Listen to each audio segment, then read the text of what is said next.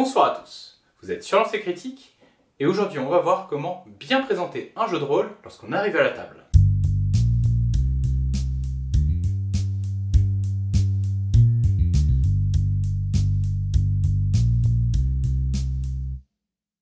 C'est presque une étape indispensable. Lorsque l'on arrive à une table de jeu de rôle, il faut présenter son jeu et sa partie. Il n'y a pas vraiment de guide, de bonne ou de mauvaise façon de faire ça. Cependant, je pense qu'il y a quand même quelques petits conseils que je peux vous donner à ce sujet. Premier conseil, dire ce que vous attendez des joueurs. Ça peut paraître un petit peu con dit comme ça, mais certains jeux se prêtent à plusieurs types d'ambiance, et des fois on va attendre à ce que les joueurs fassent plus de RP, des fois on va être plus orienté vers l'action parce qu'on est sur une longue histoire. Il est donc bon de prendre quelques instants pour dire c'est un scénario plutôt enquête, plutôt sérieux, plutôt détente, de façon à ce que tout le monde parte dans le même état d'esprit. Deuxième conseil, présentez l'univers selon le niveau de connaissance des joueurs. Si je vous dis que vous allez jouer des personnes lambda qui vont enquêter sur des événements étranges dans les années 20, il y a des chances que mon t-shirt m'ait trahi et que vous pensiez à l'appel de Cthulhu. Si les joueurs que vous avez à la table n'ont jamais fait de jeu de rôle ou ne connaissent pas du tout l'univers, cette description peut amplement suffire à expliquer votre partie. Inutile de rentrer dans les détails de toute la cosmologie du culte, ils savent déjà l'essentiel, ils vont devoir enquêter en étant des personnes lambda dans un setting des années 20. Par contre, si vous jouez avec des joueurs plus expérimentés, prenez le temps d'expliquer un peu plus en détail votre setting. Bref, adaptez votre discours aux connaissances des joueurs à la table. D'ailleurs, si vous n'êtes pas sûr de leurs connaissances, n'hésitez pas à leur demander dès le début. Troisième point, expliquez ce qui est important dans la fiche de personnage. Vous n'avez pas besoin d'expliquer l'intégralité des mécaniques du jeu, mais juste du premier coup d'œil, on doit comprendre ce que fait notre personnage par rapport à sa fiche. Si je vous dis que vous avez 4 en force, ça veut tout et rien dire. Donc n'hésitez pas à donner une échelle de valeur par rapport au jeu. 4 en force dans Donjons et Dragons, vous êtes une crevette. 4 en force dans INS, vous êtes meilleur qu'un athlète olympique. Il est important qu'au moment où les joueurs vont choisir leur personnage, ils aient conscience de ses forces et de ses faiblesses. Déjà, ça va affecter la façon dont ils vont jouer, et en plus, ça évitera qu'ils se retrouvent avec un personnage dont ils n'ont pas du tout envie. Si le jeu tourne autour d'une mécanique spécifique, assurez-vous que tout le monde l'ait bien comprise. C'est particulièrement vrai sur beaucoup de jeux alternatifs et des jeux de storytelling. Souvent, la majorité des actions va être résolue de façon narrative, mais le cœur même du jeu tourne autour d'une mécanique bien précise. Et comme ce sont des jeux qui vont demander beaucoup d'immersion, s'il faut faire une pause pendant la partie pour l'expliquer, cela risque de casser l'ambiance. Donc prenez le temps, assurez-vous que c'est bien compris, évitez les oui c'est bon ça va aller, prenez vraiment le temps, soyez sûr que chaque mécanique vraiment importante soit comprise. Et j'insiste aussi sur le fait mécanique importante, car je n'ai absolument pas besoin de savoir comment marche la mécanique de poursuite dans l'appel de Cthulhu. Il y a 90% de chances que je ne m'en serve pas, et si jamais j'en ai besoin à un moment précis, il faudra m'expliquer sur le tas. Et c'est pas bien grave, car après tout, ce ne sera qu'un petit moment dans le scénario. Expliquez les spécificités de votre maîtrise. Par exemple, j'en avais déjà parlé, mais dans l'appel de Cthulhu, je rajoute des jets de dés cachés pour les joueurs quand ils ne sont pas capables de déterminer la qualité de leur réussite. Si vous jouez avec des gens qui sont habitués à jouer au jeu, prenez le temps d'expliquer ce que vous faites différemment par rapport aux mécaniques originales du jeu, afin que ces derniers ne soient pas frustrés ou surpris au moment de la partie. Dernier conseil, et c'est sans aucun doute le plus important, restez concis. Il n'est pas nécessaire d'expliquer en détail l'intégralité de l'univers. Il n'est pas nécessaire d'expliquer en détail toutes les mécaniques du jeu. Et malheureusement, c'est quelque chose que je vois très souvent. Pour ce qui est des détails de l'univers, il sera plus intéressant de les expliquer lorsque les joueurs se feront face à la situation. Lors de votre description, il suffira d'expliquer à vos joueurs que leurs personnages sont habitués à voir ce genre de scène, car c'est courant dans cet univers. Et il sera toujours temps de broder un petit peu plus. Cela leur permettra de mieux comprendre les enjeux, au lieu d'avoir une explication lourde et complète de l'univers, auquel ils vont oublier sûrement la grande majorité. Et c'est pareil pour les mécaniques. Assurez-vous qu'ils aient la base, donc quel matériel ils vont devoir utiliser, la valeur de leurs compétences, comment résoudre une situation standard, et c'est tout. Inutile de rentrer sur toutes les mécaniques extrêmement avancées, même s'il y a des spécificités, encore une fois, vous allez pouvoir les expliquer sur le tas. Au mieux, ça leur fera une bonne surprise. On retrouve à présent mon panel d'experts pour qu'ils nous donnent leurs propres astuces pour présenter au mieux ces parties. Et bonsoir à tous, vous êtes sur Lancer Critique dans un nouvel atelier JDR. Nous sommes accompagnés du plus grand panel d'experts qui m'a été possible de trouver sur MySpace. Et oui, ils sont encore là ce soir et on va parler de présenter son jeu, parce que c'est un petit peu une étape obligatoire dans le jeu de rôle, et puis on en parle peut-être pas assez, ou au contraire on en dit peut-être un peu trop. Donc, messieurs, première question pour vous, en tant qu'expert dans le domaine du jeu de rôle holistique. Quel est l'élément le plus important dans la présentation d'un jeu ? Pour moi, le plus important, c'est qu'est-ce qu'on fait dans votre jeu de rôle. Il y a les règles, il y a l'univers, un jeu de rôle est constitué de tout un tas d'éléments divers et variés. Moi, ce qui va vraiment m'intéresser quand on va me parler d'un jeu, c'est on fait quoi dans ton jeu ? Qu'est-ce qu'on joue ? Et qu'est-ce que ça va être, grosso modo, le scénario type, et qu'est-ce qu'on va être amené à faire par le biais de ton jeu de rôle ?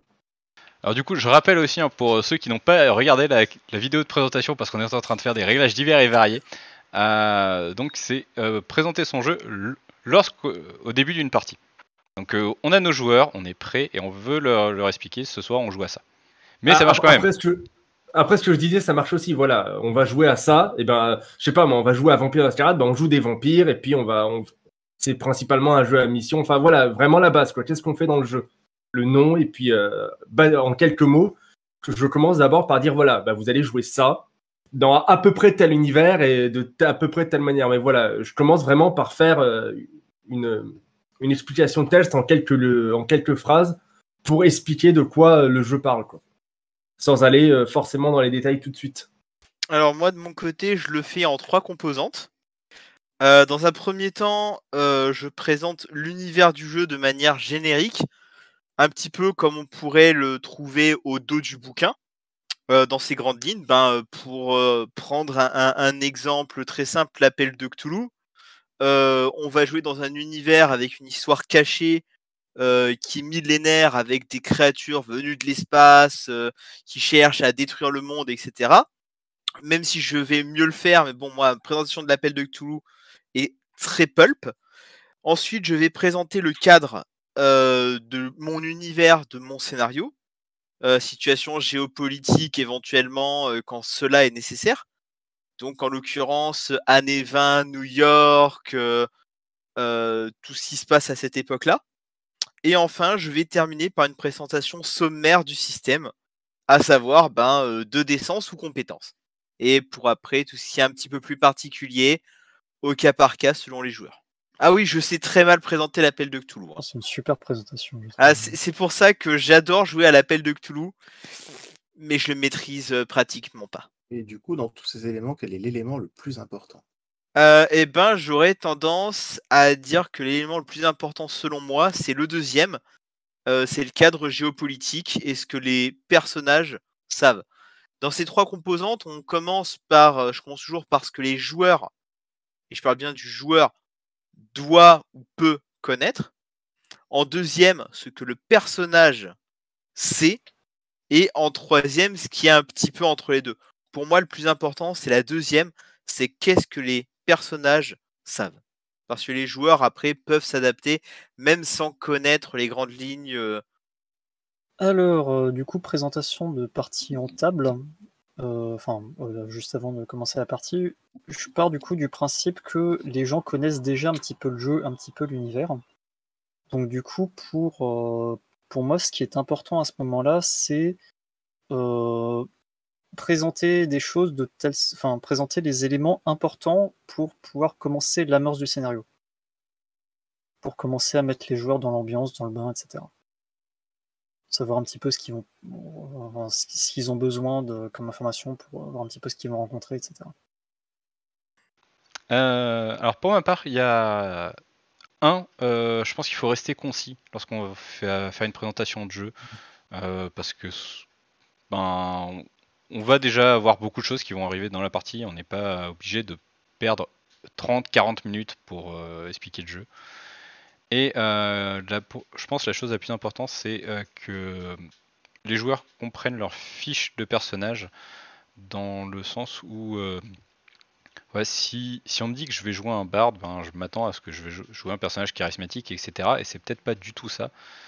Donc, pour moi, c'est important que les joueurs puissent interpréter un personnage qui leur plaît, parce que après tout, c'est quand même ça aussi du jeu de rôle, hein. Tout le monde n'aime pas prendre la dernière fiche disponible.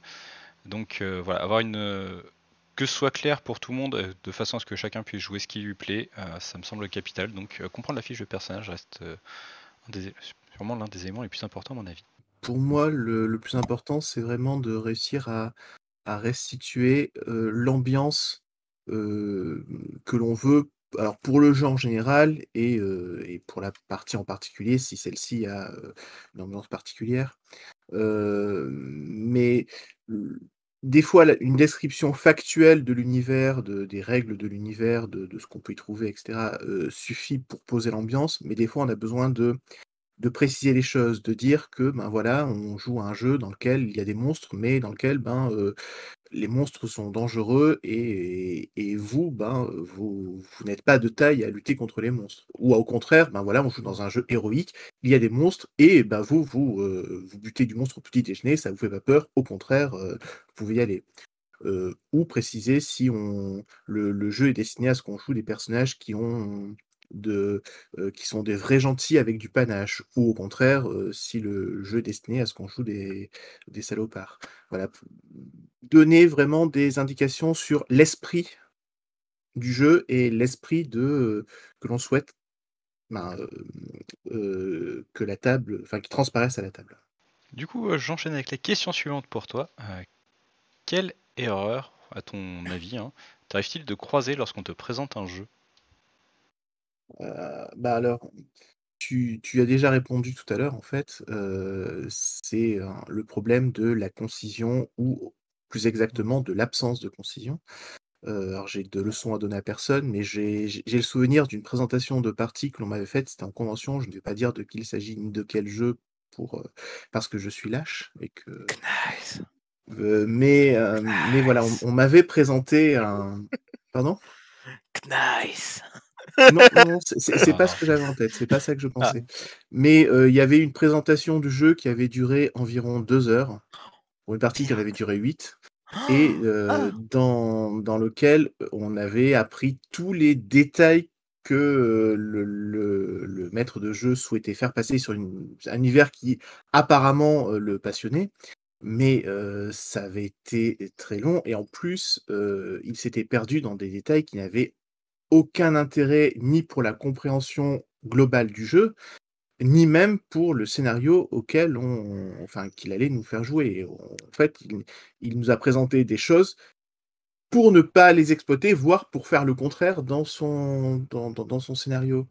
Donc voilà, j'avoue qu'au bout de 2 heures, j'étais en train de décéder. Une partie de 8 heures, c'était pas une partie qui avait duré toute la nuit, c'était terminé à 6 heures du matin? Non, ça avait été un après-midi. Ok, d'accord. Ça avait été à une convention. D'accord. Bah, c'est pas la partie à laquelle je pense. Pierre veut savoir. Pierre recherche des indices. J'aime pas ne pas savoir. Eh bien, c'est une très bonne question. On en fait tous des erreurs. Je pense que moi, le premier, ça m'arrive de faire des erreurs. On peut se tromper, on peut faire des non-sens. À une époque lointaine où il y avait des conventions avec des bourses à scénario, je ne sais pas si vous avez connu ça. Chaque MJ, en fait, en gros, c'est une bourse au scénario. Donc, en fait, je sais pas, moi, il y a 10 MJ, 70 joueurs, et en fait, chaque MJ va présenter pendant 5 minutes le jeu auquel il veut faire jouer, et les joueurs s'inscrivent. Le but, c'est d'être le plus efficace possible, voire limite putaclic pour que les joueurs viennent à ta partie. Et j'en parle parce que moi, la concision, on est tous d'accord que c'est une erreur, surtout quand après, ça sert plus. Mais un autre truc que je trouve dommage, c'est de faire des promesses qui ne sont pas tenues par la suite.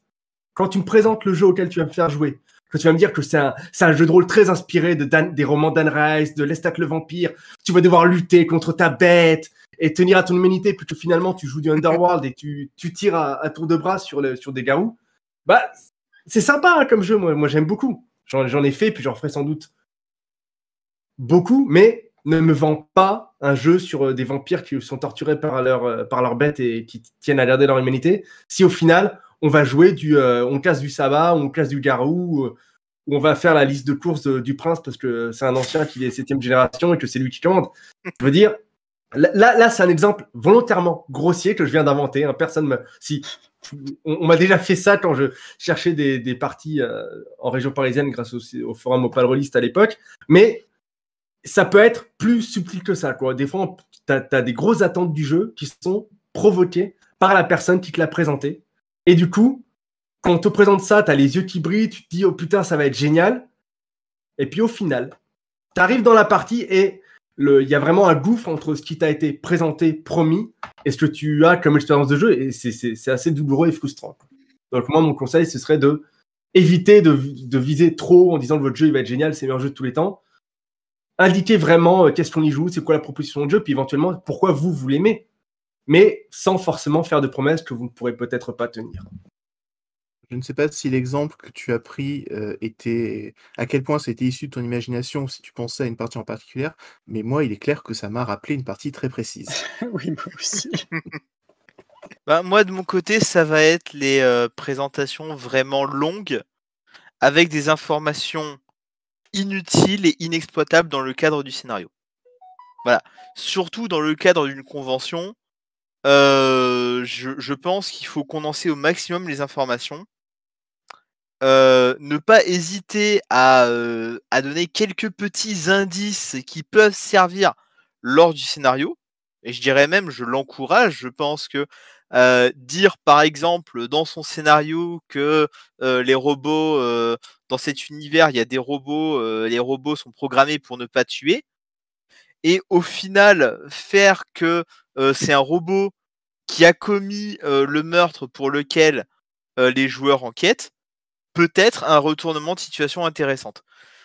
Donc, des présentations de scénarios trop longues et le fait de noyer les joueurs sous trop d'informations inutiles sont pour moi les deux gros problèmes d'une mauvaise présentation de jeu.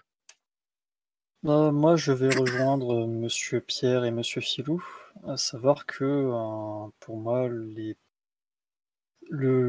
gros souci par rapport à ça, c'est les présentations qui sont beaucoup trop longues, où on passe notre temps le maître de jeu passe son temps à présenter les moindres détails de l'univers qui, du coup, dans le scénario, n'ont pas forcément d'intérêt. Et du coup, effectivement, ça m'est arrivé d'avoir une présentation qui a duré, pour le coup, 1 heure, au même jeu que Monsieur Filou en convention. On veut un nom. On va la voir, ce nom. Vous l'aurez peut-être un jour. Si vous aussi vous voulez connaître le nom de ce jeu, on veut 100 likes sous cette vidéo. Et à 100 likes, on vous dit c'est quoi le nom du jeu dans la prochaine vidéo. Quelle tentative désespérée, j'adore. Sachant que le problème ne vient pas forcément du jeu, mais plutôt de... De toute façon, dans tous les cas, le problème vient pas du jeu. Hein. Là, on parle vraiment des présentations et des... Parce que, mine de rien, présenter un jeu, c'est pas forcément quelque chose qui est évident. Un bouquin de jeu de rôle, ça peut être un truc qui fait 600 pages, bourré de règles, d'univers, etc. Et savoir faire le tri à l'intérieur, c'est pas toujours évident. C'est vrai que ça dépend des jeux et des connaissances que peuvent avoir les joueurs. Par exemple, tu me dirais, présente Donjons et Dragons maintenant, ça va.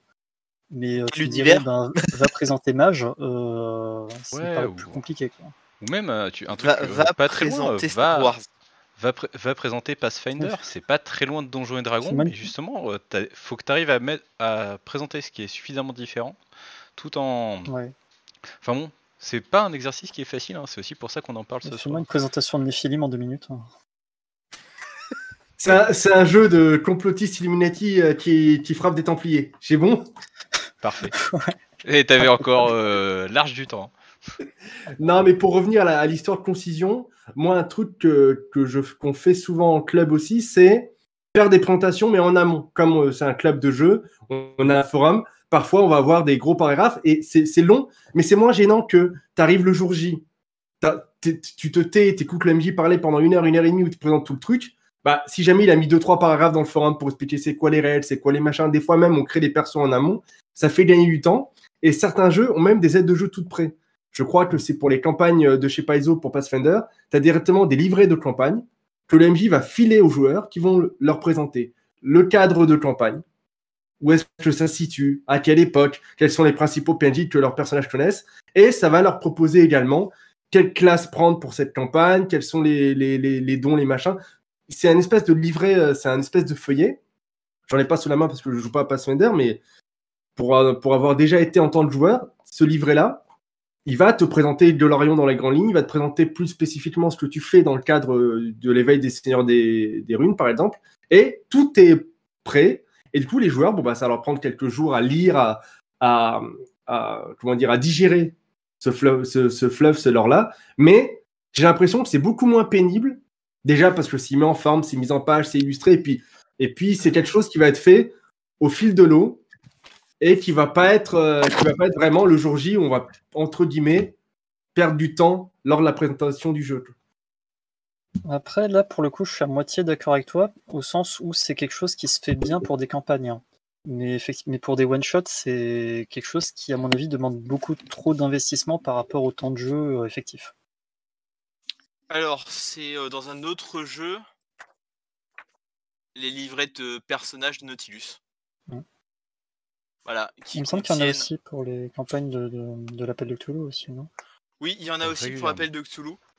Livrets de campagne qui contiennent une chronologie des événements. Vous avez le code nautilien avec un rappel des conneries à ne pas faire. Bien entendu, la fiche perso étendue avec les membres de l'équipage. Le résumé des règles et des compétences sur 2 pages. Ainsi qu'une carte que vous pouvez compléter vous-même avec les différents lieux explorés. Et du coup, j'ai un peu comme disait Thomas, autant ça c'est bien 3,50. pour de la campagne, mais oui. ça peut être quand même bien de s'en servir comme base aussi, lorsque vous allez vouloir expliquer pour faire un one-shot. T'en as un lot, donc dans le pire des cas, tu as ta fiche perso à côté, tu donnes la fiche perso. Généralement, c'est des trucs qui sont très orientés vers des campagnes. Hein. Voilà. Donc c'est vrai que ça peut servir de base et c'est quand même assez pratique. Ouais, après d'autres c'est déjà un bon résumé. Non, et puis je regardais dans l'exemple des livrets de personnages de Nautilus, tu as quand même en 2 pages tout le résumé de toutes les règles, de comment est-ce qu'on fait un test d'aptitude, quelles sont tes compétences. Ça, même pour un one-shot, c'est pratique. Tu te donnes ça à ton joueur ou à ta joueuse, et puis éventuellement, la personne va revenir vers toi si elle a des questions, si elle ne comprend pas, mais ça lui permet déjà d'appréhender sa fiche de personnage. C'est ce que tu disais, Zab, au début. C'est vachement important quand on joue à un jeu de comprendre comment sa fiche de personnage fonctionne et comment est-ce qu'on va pouvoir mettre en jeu tout ça. Et ce genre de petits détails, moi, je trouve ça plutôt pas mal. T'as le carnet de bord. D'une campagne, c'est très important. T'as le carnet de bord Nautilus qui est fourni avec l'écran, qui dedans contient tous les PNJ présents à bord du vaisseau.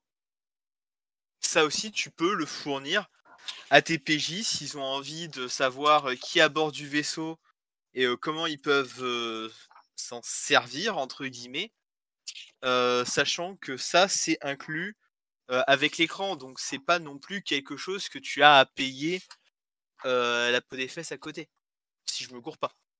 Après, pour revenir sur le cadre des erreurs, ça c'est quelque chose que même moi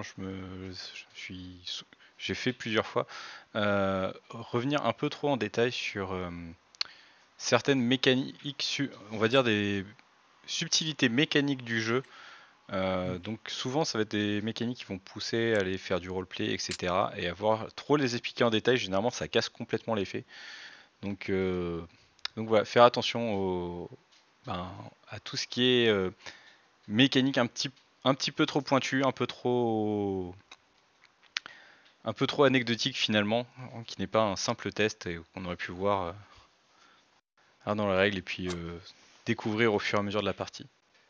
Je pense qu'en plus, juste pour rebondir ce que tu disais, les trucs trop pointus, c'est en plus des trucs pointus qui, en général, vont pas servir 100% du temps, quoi. C'est la règle de course-poursuite. Si dans ton scénario, il n'y a pas de course-poursuite de prévu, pas la peine d'embêter tout de suite tes joueurs et tes joueuses avec comment va fonctionner la course-poursuite. Puis quand bien même il y aura une course-poursuite, bah, tu fais le scénario, puis quand il y a la course-poursuite, tu fais une petite pause. Hey les gars, là, c'est une course-poursuite. Dans ce jeu, ça marche d'une manière assez particulière. Je vous explique comment marche la course-poursuite, mais il y a plein de trucs comme ça.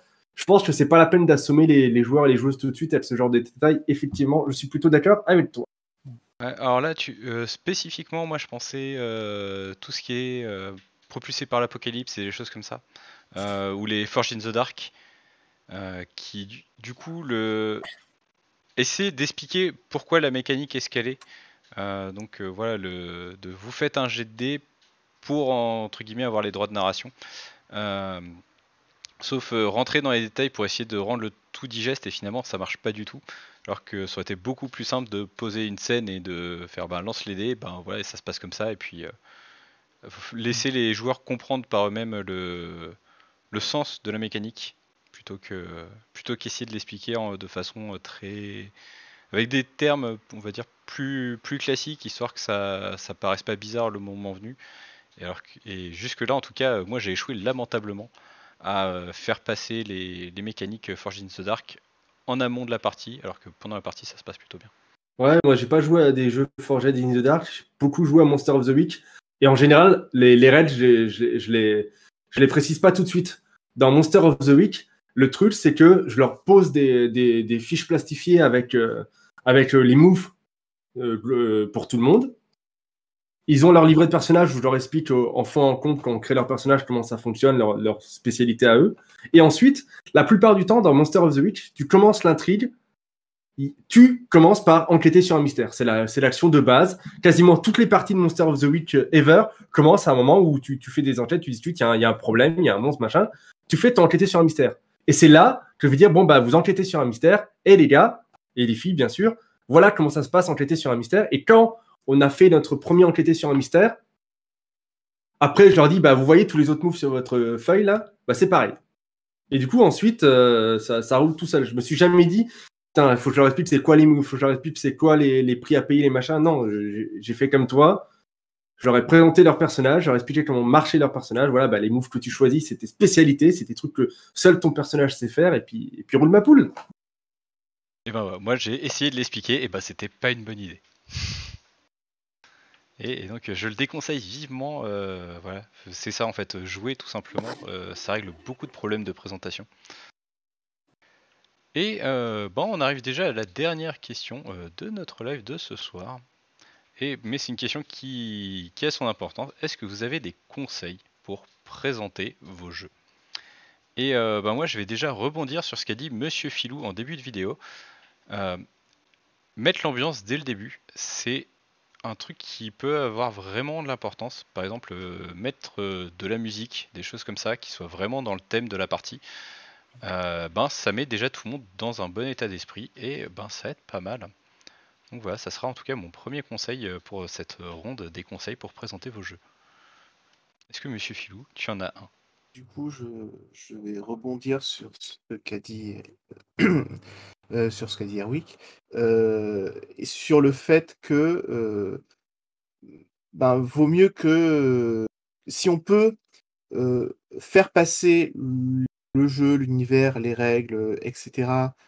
en jouant, c'est mieux que en l'expliquant par avance. Donc, à l'avance, dire, évidemment, il y a un certain nombre de renseignements dont les joueurs ont forcément besoin avant de lancer la partie. Donc, il faut les dire, mais il faut essayer de les réduire au minimum, et ensuite de faire passer ce qu'on a envie de faire passer, que ce soit au niveau des règles, lorsque on a besoin de telle ou telle règle spécifique dans le cadre de la partie, ou si on veut que les joueurs soient sensibilisés à telle problématique qu'on rencontre dans le jeu, le faire en sorte que les personnages se retrouvent face à la problématique en question dans le cadre de la partie. Je vais juste rajouter un truc. Alors c'est quelque chose qui évidemment ne va pas se prêter à toutes les occasions, voire qui ne va se prêter très rarement aux circonstances. Mais moi jusqu'ici, ça arrivait à 2 reprises que je puisse faire ça, et à chaque fois ça a très bien marché. C'est que, si le jeu comporte une part de mystère, ou si au moment où la partie démarre, les joueurs incarnent des personnages qui ne sont pas censés être au courant de certaines choses sur la manière dont fonctionne l'univers, ou dont va fonctionner l'univers au cours de la partie, si les personnages sont amenés à découvrir le fonctionnement de l'univers, ou que l'univers est affecté par quelque chose dans le cours de la partie, et simplement ne rien dire aux aux joueurs, faire en sorte que les joueurs aient la même surprise que les personnages dans le courant de la partie. Alors, évidemment, il faut quand même, si la partie, enfin si le jeu a des particularités, par exemple s'il est assez sombre, ben, faut quand même que les joueurs puissent anticiper ça ou puissent dire à un moment que ben, finalement ce qu'on joue ça leur convient pas, voilà, se sentent libres de dire ce qu'ils pensent et de quitter la partie si ce qu'on leur a caché au final ne leur convient pas. Mais jusqu'ici, pour moi, ça s'est pas présenté et à chaque fois, ben, le fait de découvrir le jeu en cours de partie, ça a produit ses effets, ça a très bien fonctionné. Ouais, je réfléchis parce que moi j'ai carrément fait une vidéo avec toutes les erreurs qui ont présenté son jeu, donc je suis un peu à court, mais je vais revenir quand même sur un truc par rapport à tout ce qui va être présentation de l'univers. Je pense que il y a vraiment un avantage à présenter l'univers par le biais de l'univers lui-même. Je m'explique parce que là ça fait un petit peu philosophie de comptoir, mais en gros, plutôt que de dire aux joueurs, voilà, vous êtes dans un univers médiéval fantastique où la magie est très présente, eh ben, dès la première scène, montrer que leur calèche fonctionne à la magie, montrer que dans l'auberge, là où ils vont dormir, eh ben, il n'y a pas de lampe, c'est un magicien qui fait la lumière. Et là, en quelques minutes en une ou deux scènes, en quelques minutes, l'information, la magie est très présente dans le monde, ils l'ont. Ça aurait pu aussi faire une phrase en début de partie, la magie est très présente dans ce monde, mais les Américains disent don't tell, show, don't tell, montrer, ne racontez pas. C'est une technique un peu d'écriture dans les romans, machin. Moi, j'aime beaucoup Procrastination qui en parle de temps en temps. C'est un podcast autour de l'écriture en 15 minutes. Eh bien, je pense qu'en jeu de rôle, on peut faire pareil. Autant il y a des choses qu'on va être obligé de présenter en début de partie, autant il y a pas mal de choses sur l'expérience de jeu, sur le propos du jeu, sur l'univers, à quoi il ressemble. On peut le faire en cours de partie. Et c'est peut-être même plus évocateur, plus merveilleux de montrer les choses plutôt que de les raconter avant qu'on joue, quoi. Et enfin, par rapport aux secrets, moi, je suis un peu mitigé sur les secrets parce que autant c'est dommage de dévoiler le grand secret du jeu à la présentation, autant s'il y a beaucoup de choses qui sont secrètes, c'est un peu comme les promesses dont je parlais tout à l'heure, il y a toujours le risque que moi, en tant que joueur, je me retrouve frustré. Si jamais il y a un grand secret qui me plaît pas, bah, on m'avait pas prévenu à l'avance qu'il y aurait ça dans le jeu, que le jeu c'était sur ça, et moi je vais être déçu. Par exemple, on m'a proposé un jeu ultra réaliste, mais en fait, le retournement de situation, c'est qu'en fait, il y a du fantastique, mais tu le savais pas. Bah, je serais peut-être pas venu jouer à ta table. Moi, je voulais un jeu réaliste. Tu m'as dit c'est un jeu réaliste. Et puis en milieu de partie, fin de partie, tu te rends compte qu'en fait, c'est pas réaliste du tout parce qu'il y a du fantastique, mais c'est juste que le voile, il était caché et vos PJ ne le savaient pas. Bah, je vais être un peu déçu parce que moi, je m'étais mis dans la tête que j'allais jouer à un jeu réaliste. Enfin, réaliste. Le jeu de rôle n'est jamais réaliste, mais en tout cas vraisemblable et sans fantastique, quoi. Je me permets de répondre sur ce point. Les 2 fois où ça m'est arrivé, j'ai pas fait de fausses promesses. J'ai simplement dit, voilà, vous allez jouer un jeu. Je vous dis pas en quoi ça consiste, faites-moi confiance. Mais pour l'instant, vous commencez, ben, vous êtes dans un environnement tout à fait normal. Vous êtes à Londres au XXIe siècle et vous vivez des vies normales et tout se passe bien. Il va se passer un truc, je vous dis pas ce que c'est, parce que je veux que vous le découvriez en jeu. Pierre, il se marre. Est-ce qu'il y a joué? Ouais, je pense à 99% que c'est une certaine partie de Torg qui s'est finie la semaine dernière. En effet, c'est l'une des 2 occasions. Mais voilà, j'ai pas fait de fausses promesses. Je leur ai pas fait croire qu'ils allaient rester en mode réaliste, tout se passe bien, enfin en mode contemporain. Après, oui, là, c'est cool. Enfin, là, pour moi, je trouve ça cool parce que tu sais qu'il y a un secret et tu vas jouer aussi pour le découvrir. Tu sais qu'il va se passer un truc et tu joues et en plus, tu as ça à la tête et tout et tu te dis, tiens, il va y avoir un truc et quand le truc se passe, que t'aimes ou pas, t'as pas cette déception que tu vas avoir quand on va te dire, on va te mentir, entre guillemets, hein, c'est un mot un peu fort, c'est pas vraiment un mensonge, mais voilà, on va te cacher des choses pour essayer de te préserver la surprise sur une expérience de jeu. Moi, j'aime pas les surprises, quoi. Je préfère ça, ou alors on me dit qu'il y a une surprise, mais je veux dire, je suis pas forcément fan qu'on brise entre guillemets le contrat social, qu'on me propose un jeu en me disant voilà, c'est tel jeu, il fonctionne comme ça, l'univers c'est ça, et puis au final, ça soit autre chose. Mais je crois que j'en ai déjà assez parlé pour ce soir. déjà, dans un premier temps, je dirais, écrivez votre texte. Écrivez votre présentation du jeu. Lisez-le et chronométrez-vous.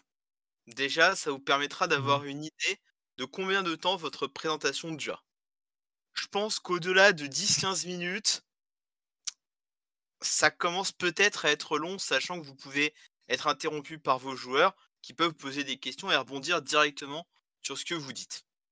Ensuite, présentez le jeu à des joueurs, à des membres de votre club.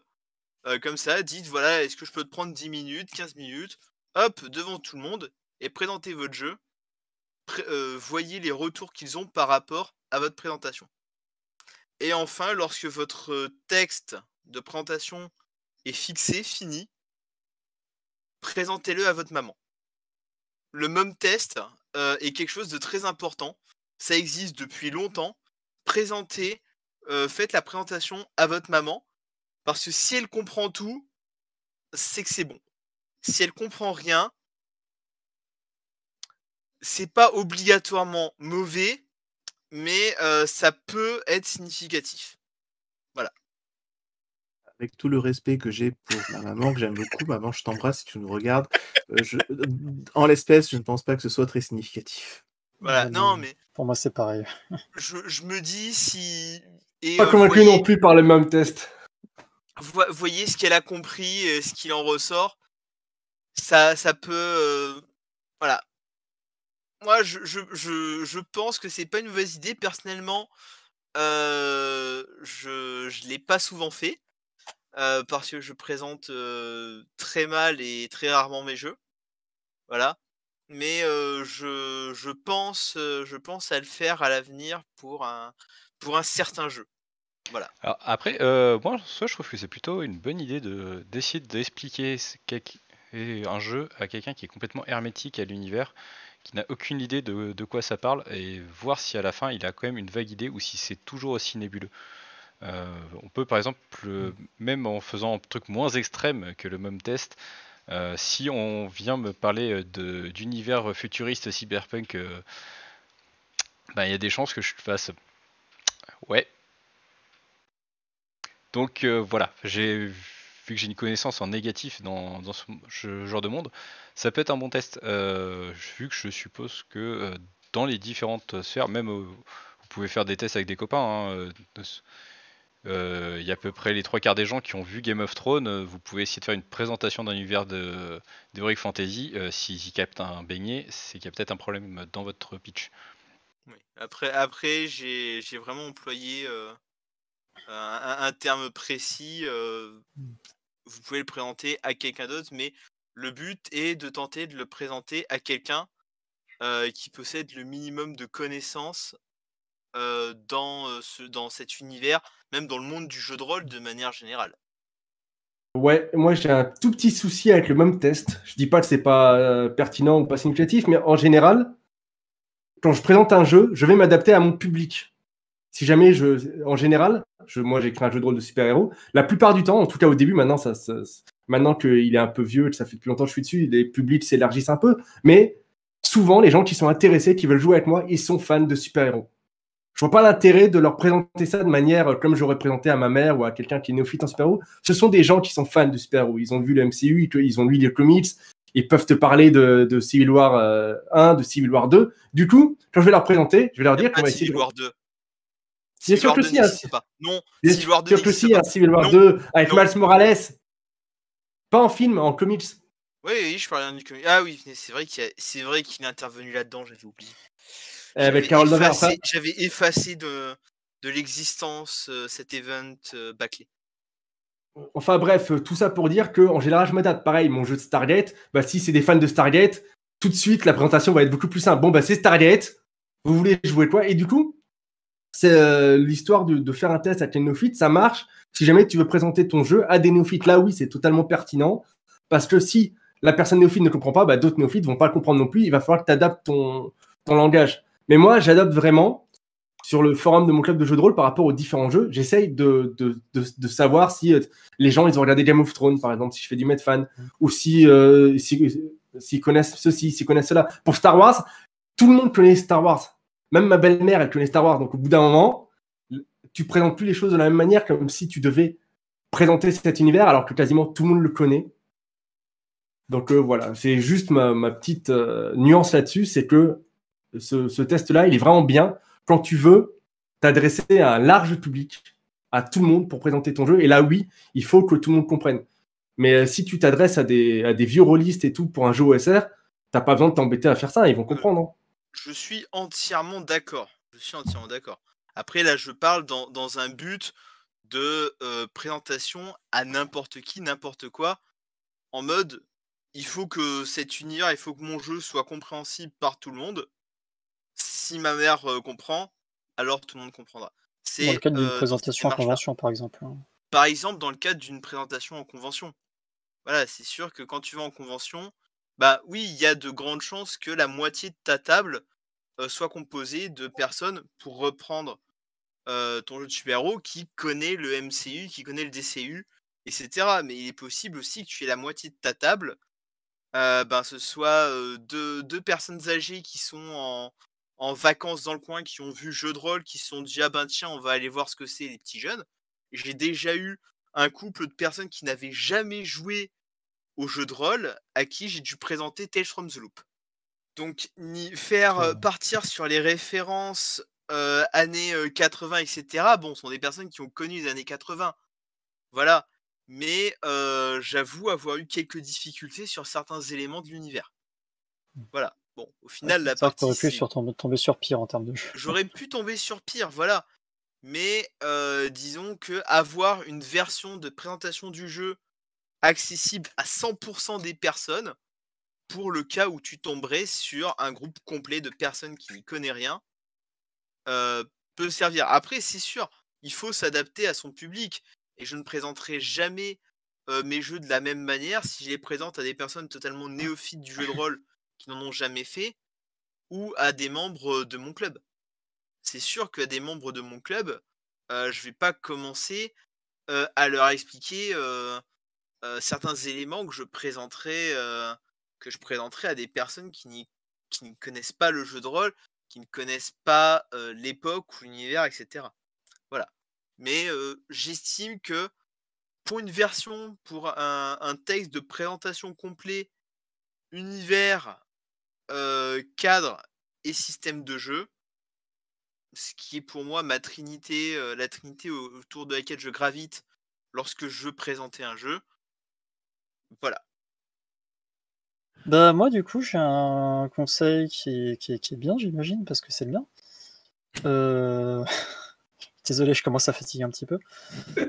C'est en fait en France, on a la chance d'avoir un outil qui est absolument génial, qui est le GROG, dans lequel il y a des présentations d'à peu près tous les jeux qui sont sortis en France et aux États-Unis, et de quasiment tous les scénarios officiels.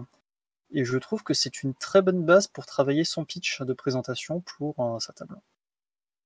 Alors je vais faire le vieux râleur sur le coup.